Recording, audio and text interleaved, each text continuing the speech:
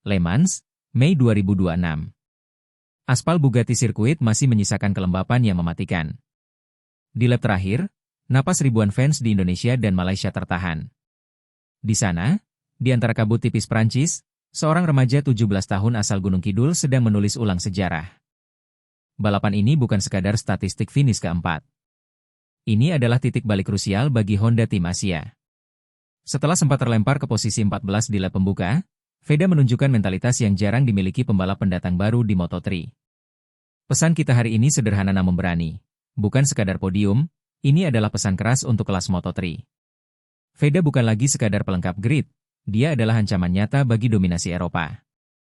Dalam beberapa menit ke depan, kita akan membedah data telemetri yang tidak terlihat di layar kaca, bagaimana manajemen ban Dunlop menjadi kunci, dan pertempuran taktis melawan rival terdekatnya dari Malaysia, Hakim Danish. Mari kita bedah, tonton sampai akhir videonya.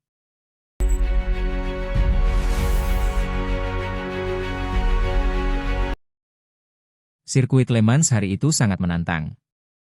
Berdasarkan dokumen race, kondisi trek dinyatakan firmly damp atau lembab namun mulai mengering. Keputusan race direksion memangkas balapan menjadi hanya 13 lap adalah variabel yang mengubah segalanya. Veda memulai dari grid ke-6 setelah sesi kualifikasi yang solid dengan catatan waktu 1 menit 40,304 detik. Sementara itu, Hakim Danish harus berjuang dari baris keempat di posisi ke-12. Strategi ban menjadi krusial, Veda memilih opsi yang memungkinkan serangan instan, sebuah risiko besar di lintasan yang licin. Drama dimulai. Start Veda sangat buruk, dia melorot ke posisi 10, lalu terjepit dan berakhir di posisi 14 saat menyelesaikan lap pertama. Di titik ini, banyak yang mengira balapannya berakhir. Namun, disinilah keajaiban teknis terjadi. Veda memanfaatkan kekacauan pembalap lain seperti Kelso dan Morelli yang terjatuh. Dalam 3 lap saja, dia kembali ke posisi semula di P6. Perhatikan cara dia masuk ke Dunlop Chicane. Dia menggunakan teknik trail braking yang sangat dalam, menjaga motor tetap stabil di area lembab untuk menutup ruang bagi siapapun yang mencoba masuk dari sisi dalam. Di belakang, Hakim Danish sedang memainkan permainan cat and mouse. Dia konsisten, namun tidak seagresif Veda dalam melakukan recovery. Saat Danish mencoba menekan, Veda justru melepaskan diri dengan melakukan double overtake yang jenius di lap ke-6 terhadap Joel Esteban dan Guido Pini untuk mengunci posisi keempat. Secara teknis, Honda NSF 250 RW milik Veda kalah dalam top speed murni. Di kualifikasi, Veda mencatatkan 224,5 km per jam. Sementara KTM milik Danish mampu menyentuh 226,6 km per jam. Selisih 2 km per jam di lintasan lurus Le Mans adalah jarak yang lebar. Tapi lihat datanya. Keunggulan Veda ada di sektor 2 dan 3 yang teknis. Konsistensi lapnya luar biasa stabil. Meskipun di bawah tekanan besar, gapnya dengan posisi ketiga, Matteo Bertele, sempat hanya 1,638 detik. Meskipun di lap-lap akhir gap itu melebar menjadi 3,5 detik karena manajemen ban, stabilitas Veda tetap di atas rata-rata pembalap Honda lainnya.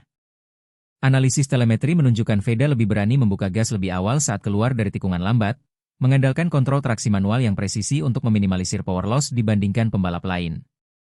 Apa arti finish keempat ini? Veda Ega Pratama kini merangsek ke peringkat 5 dunia dengan 50 poin.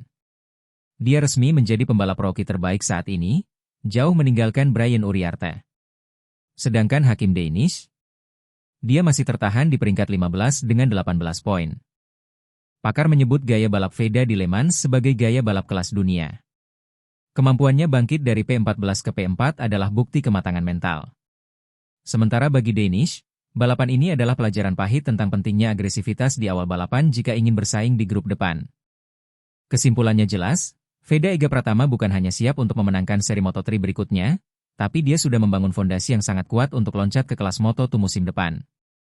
Mentalitas, teknik pengereman, dan manajemen balapannya sudah melampaui level pendatang baru. Sekarang giliran kalian.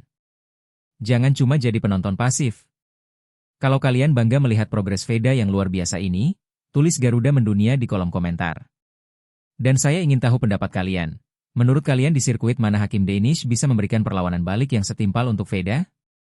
Terima kasih sudah menonton analisis teknis ini. Jangan lupa subscribe untuk update mendalam seri Catalunya berikutnya. Warung Logika, pamit dari lintasan.